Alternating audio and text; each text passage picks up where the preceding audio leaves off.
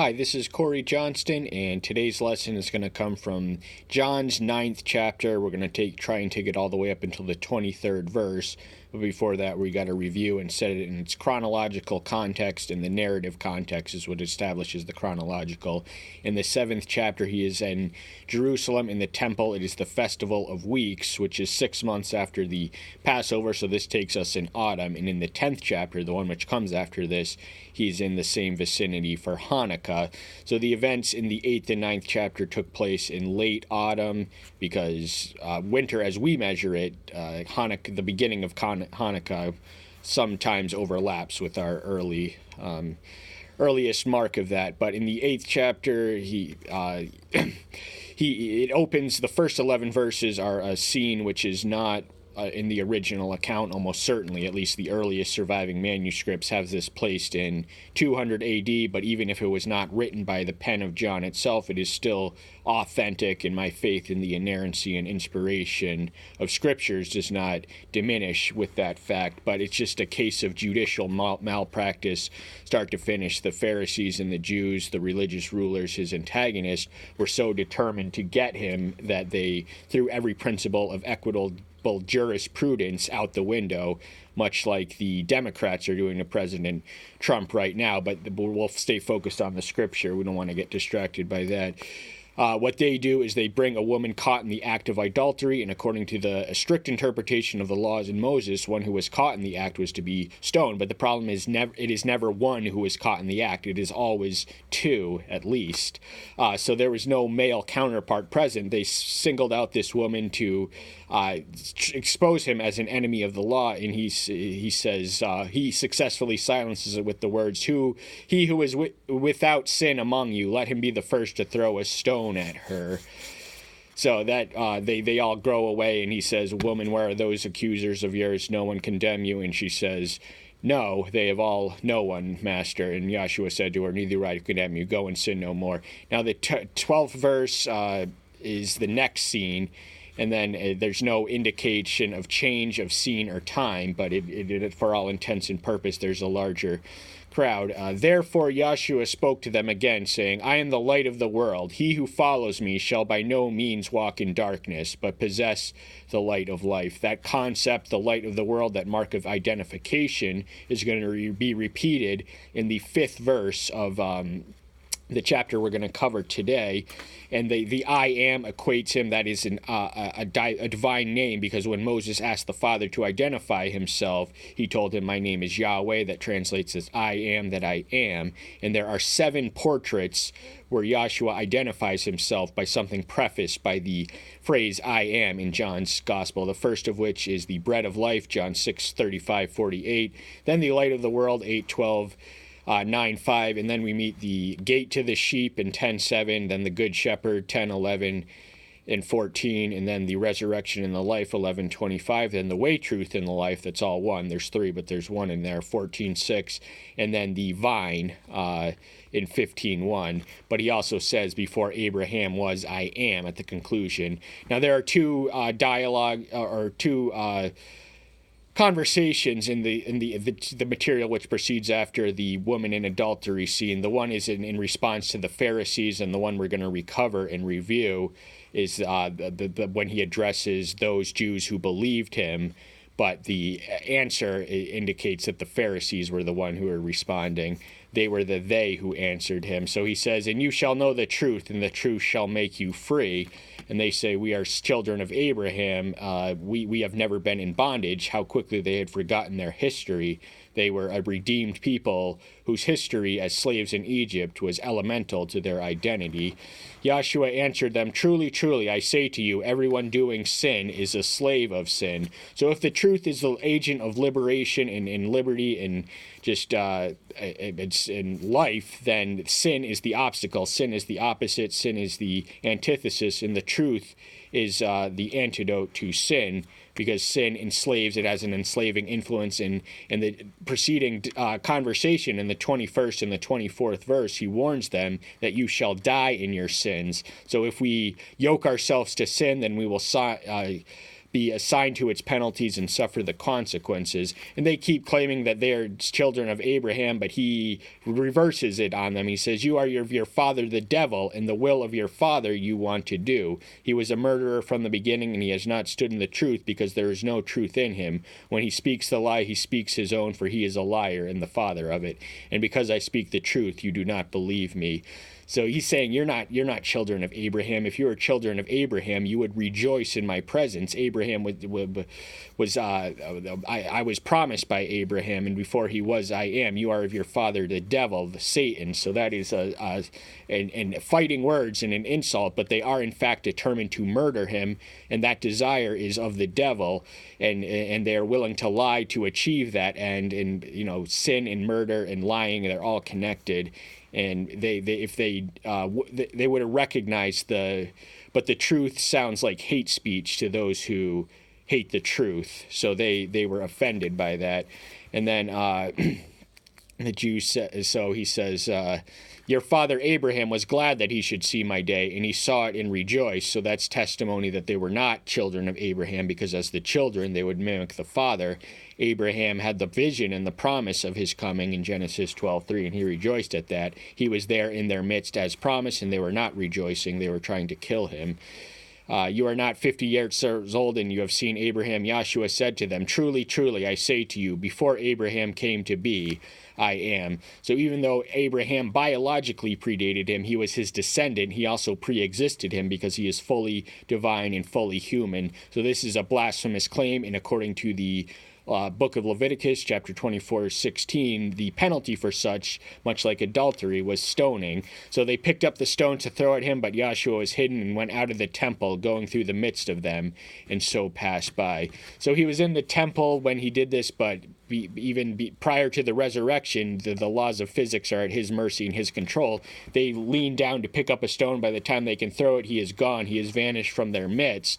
So his hour had not come yet. They were determined to kill him then and there, but his hour is awaiting, and it's less than 6 months away. And this takes us to the opening verse of the 9th chapter, John's Gospel, lesson itself.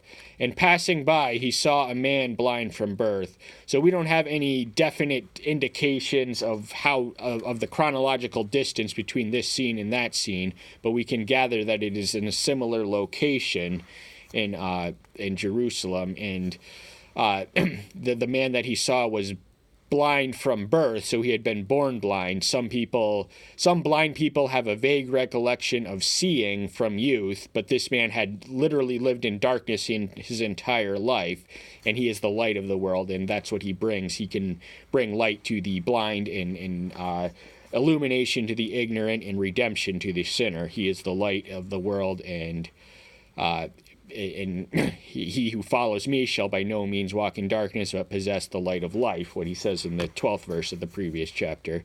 And his disciples asked him, saying, Rabbi, who sinned, this man or his parents, that he should have been born blind?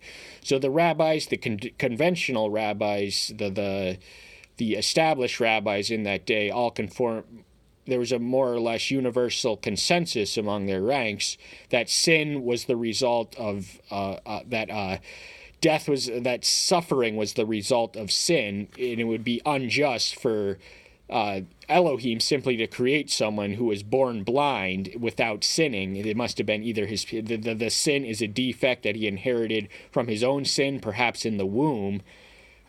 So they're asking, who was this? Is this man? Did he sin in the womb? And a lot of rabbis taught that, and David did teach in in Psalm 51 that I was born in sin, and in iniquity did my mother conceive me.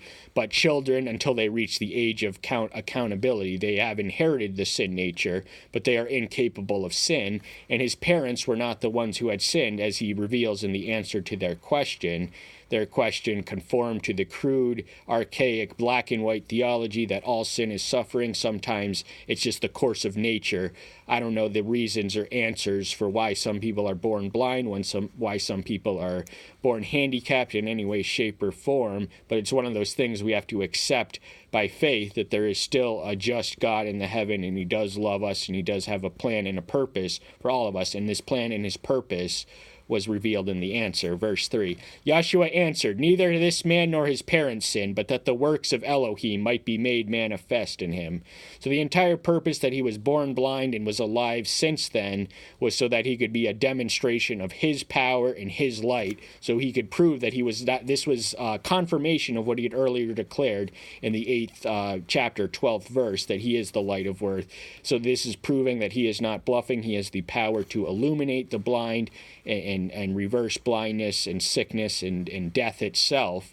So that was the providential purpose for why this man was born blind. He was born blind to make an example to them in posterity, and we have to profit from it. You see, the Pharisees who were present at the occasion, they did not profit from the lesson. They were such sticklers for the law that they were determined to expose him as a breaker of law when they were still trying to kill him. So they were of their father, the devil, but that's just who they were. It is necessary for me to work the works of him who sent me while it is day. Night is coming, when no one is able to work. So his life, he is in the 3rd year of his ministry, the 33rd year of his life, and his ministry is likened to day, and after him is the night. And for that time, at least for the 7 days, at least until the arrival of the Ruach Kodesh, the apostles were in inertia, ministerially speaking. But... So everything he did was necessary. It was part of a divine design. He was an agent, an author, an actor in that plan. A lot of people think it was the Father's plan, but he had some consent and input and collaboration. The Trinity is unable to disagree or resist one another. While I am in the world, I am the light of the world. So as the light of the world, he is, I am, first off. That is a personal claim. But earlier he said, I think somewhere he says, in some translations he says we, so he pluralizes the duty when in the 4th verse, but that's not in this one. But in any case, he is the light of the world, and as such he is able to illuminate. That's the verb of giving light. We speak of the Spirit's illumination, which gives light to the Spirit, also, the same Spirit who inspired Scriptures, also has the ministry of illumination, which enables the reader to discern and make sense and draw valid individual interpretations.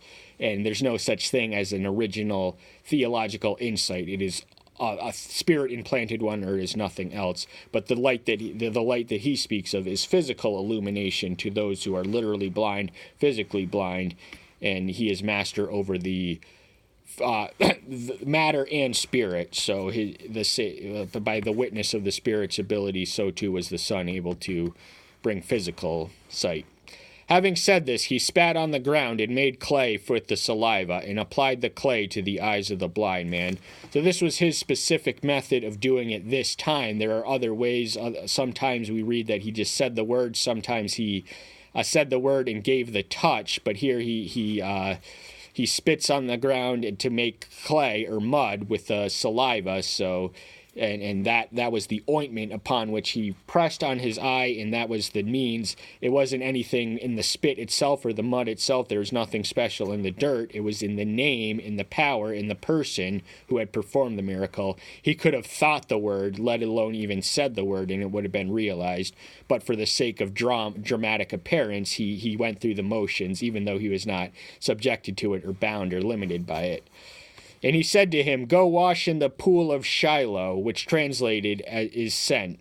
So he went and washed and came seeing.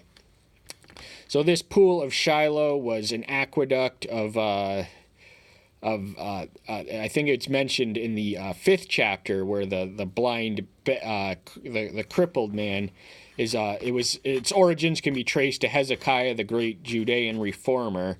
And so that would have been an aqueduct line, and it would have been a washing and a healing place. So he's in the same scene, same location that he is in the 5th chapter. And it's the washing that it's once he steps foot in water and emerges having washed that he is finally able to see. So this is a process, and it's only for the sake of drama. He could do it instantaneously, but he's doing it to demonstrate his power in the more dramatic fashion than he would if he just thought it or, just willed it into existence. He subjected, the phenomenon to physical demonstrations. That's just the lesson that he wished to impart.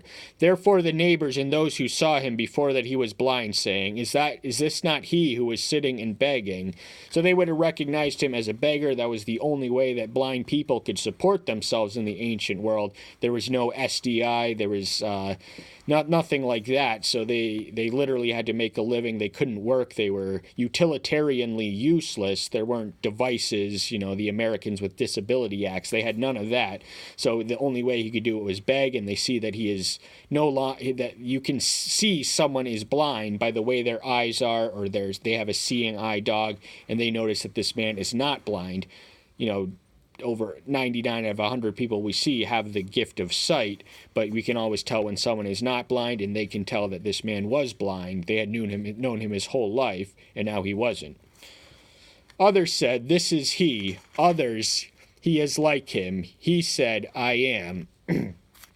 So there was some confusion about, he might have looked like someone else who had sight that registered in their mind, but he affirmed their questions that it was in fact him. It was the one they knew, the one they thought, and the one who was familiar to them. It was he. The name is not deemed important enough to be revealed by the author. Certain people of the recipients of miracles, are identified as centurions of Romans, their position or title, other by name, Jairus, Lazarus. Most of them are anonymous. The blind Bartholomew, I think, was one of them. So they said to him, How were your eyes open? So this is the first of the four questions that are asked, and they want to know how this miracle came to be. So there is a mystery to the miracle, and someone who is suddenly blind, and then their whole life, and blind from birth, from day one, and then suddenly they have fully functional and operational eyesights, and it's obvious to those who have the gift of sight. They can see one of their own out in the open, and they want to know, how was your eyes open? And he answered and said, A man called Joshua made clay and applied it to my eyes, and said to me, Go to the pool of Shiloh and wash. And I went and washed, and I received sight.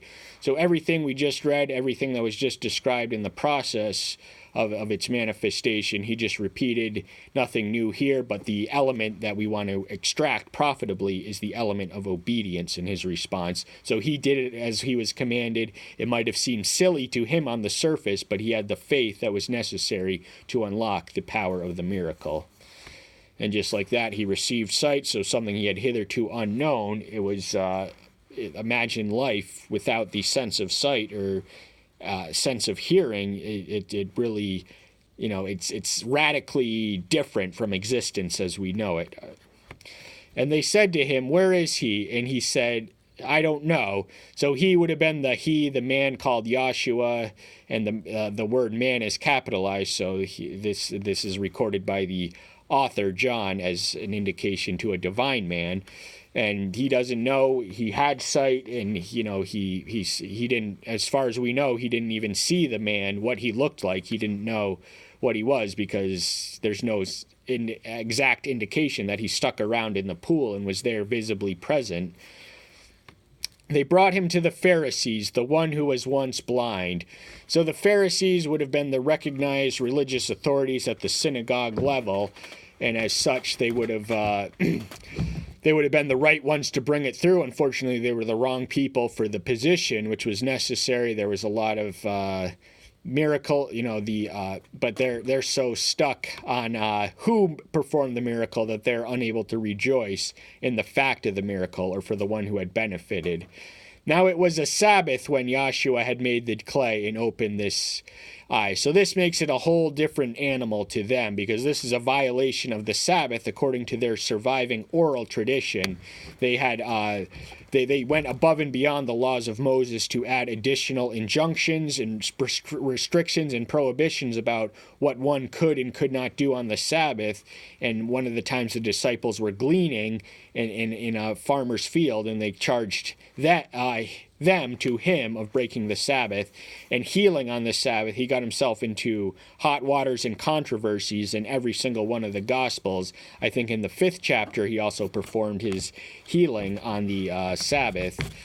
And so that was a big no-no according to them, and that's the real reason. Had it been any other day of the week, that would have been less controversial. They certainly would have had their envy and ire provoked towards their target antagonist, but it was the Sabbath, so that got them excited. That was something they could get him for. They were determined to get him. They were obsessed with it. They could think of nothing else.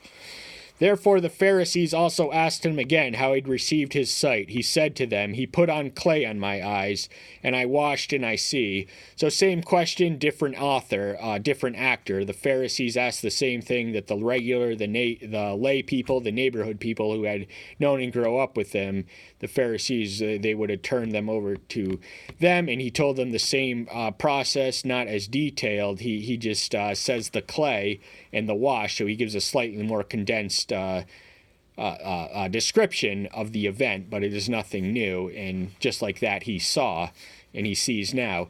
Therefore some of the Pharisees said, This man is not from Elohim, because he does not keep the Sabbath. Others says, How is a man who is a sinner able to do such miracles? And there was a division among them. So there's always a division, because this man was changing people's lives, yet upsetting and freaking out the status quo and the established order of society. And so the Pharisees, as they saw it, this man, to do a miracle on the Sabbath was in violation with the will and character and spirit and law of Elohim, and that was their own writing. He successfully quashes the answer in Luke 6:9, among other places. He asks whether it is to do good, whether it is to save life, or to destroy it on the Sabbath. That is commensurate with the work, because the work is the will of the Father, and there is a spiritual exercises. We are to Sunday is not a day off for inactivity. It is not a spectator day. It is when we are busiest spiritually. And the others say, they have faith just in the evidence of the demonstration of the power, that there is something special, there is something divine, there is something extraordinary, there is something that is not, to be a sinner would have been a confuser, but by that term, now all of us are sinners. He was sinless, but when we say the term sinner, that references one who is living in sin.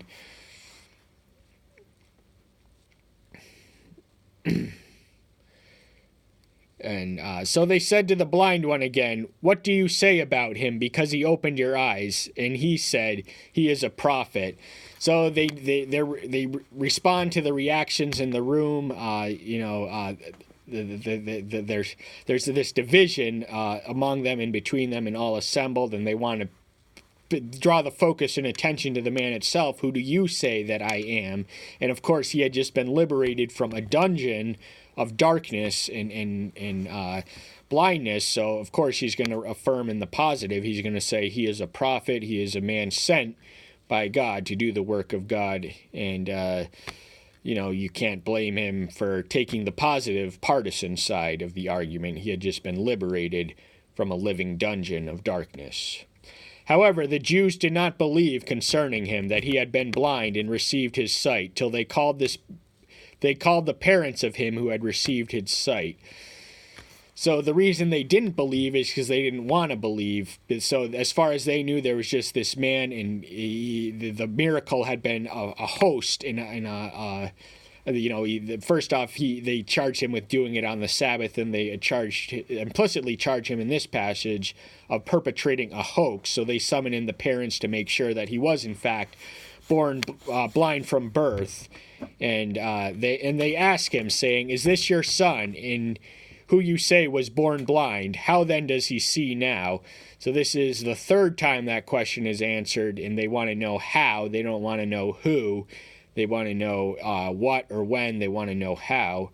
And they, they have reason to. The question whether you are the parents would have been just a formality that was just to establish. And the real question was he born blind? And then the ultimate question is, how then does he now see? And they answered, and his parents answered him and said, "We know that this is our son, and that he was born blind. But now he sees. We do not know, or who opened his eyes. We do not know. He is of age. Ask him. He shall speak concerning himself." So they affirm the correctness. This is, in fact, their son. He was, in fact, born blind. He had been born blind from birth. He was this way their entire lives, as long as they knew it, until rather recently. And they acknowledge that he sees now, but they don't know who. We don't know, or who opened his eyes. We do not know. They don't know how he sees or who enabled the seeing or anything like that, but they say he is of age. He'd been born blind. He would have been an adult by now, so they instruct him to ask him, don't draw the attention to me. He shall speak concerning himself. And we realize the motivation which prompted this question in the next verse. Verse 22, his parents said that this because they were afraid of the Jews, for the Jews had already agreed that if anyone confessed that he was Messiah, he should be put out of the synagogue. So to be put out would have been excommunication. There was definite consequences and ramifications for making the correct confession of the Messiah, that he was the Messiah. Now the man had said that he was a prophet, so he wasn't. He at least didn't reveal that he was fully convinced that he was who he was. But the peer pressure, that forced them into silence, and, it's not a completely cowardly response because, why were they asking him when he was more immediately infected? They really didn't know who did it. But they were also afraid. There was that peer pressure element. They didn't want to lose their standing and their social status that would have come from excommunication. The institution of excommunication is at least as old as Ezra, but we don't have ideas about we don't have too much information about the specifics of what constituted and what was the procedure and protocol for impeachment and the whole process by the New Testament time. But we do know that one of the rules that was, in fact, one of the qualifying grounds to merit excommunication was confessing that he was the Messiah, because the religious establishment said that he wasn't, and they had the authority to determine who was the authority, they thought. But because of this, his parents said, he is of age, asked him. So it returns to the same motive. They don't want to face the consequences, and what comes after this is they re-summon the man, and then they are frustrated in their efforts to use him to destroy Yahshua, the object, their targeted object and desire of destruction. But Yahshua also concludes with a discourse on spiritual blindness. But we're going to save that for another day. That's all the time we have for today. Thank you so much. I'm so glad you're here. Stay tuned until next time. I'll see you then. Bye-bye.